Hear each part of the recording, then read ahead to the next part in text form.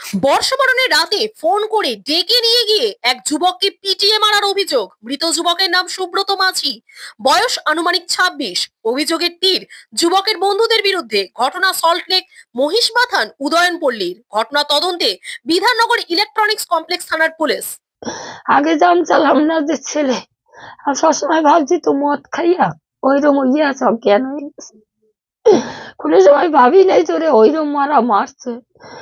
ডাক্তারে যখন মাথার ছবি করছে বলে কি, তুমি বলছো পড়ে গেছে, পড়ে গেলে না সামনে কাটবে না পিছনে কাটবে, পুরো মাথা ঘুরি ঘুরি হয়ে গেছে, রক্ত 2-3 জায়গায় থালগো থালগো দিয়ে গেছে।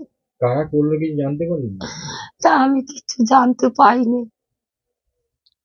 নামটা বল।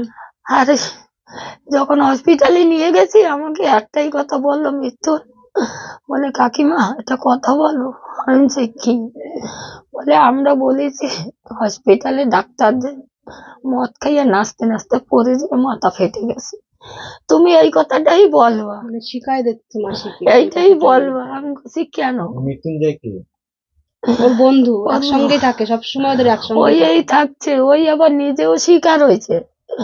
আমার বললো কি যে তুই আমারে ডাকলি না কেন? আমি যখন বলছি বলে কাকিমা আমার তো একটা ভাই মরে গেছে, তার জন্য ভাবলাম যে আমরা চেষ্টা করে দেখি ওরে হুঁশ ফিরাইতে পারি নাকি, এই জন্য তোমারে আমি ডাকি নাই। আমি 2-3টে চড়ও দিয়েছি আর গালে।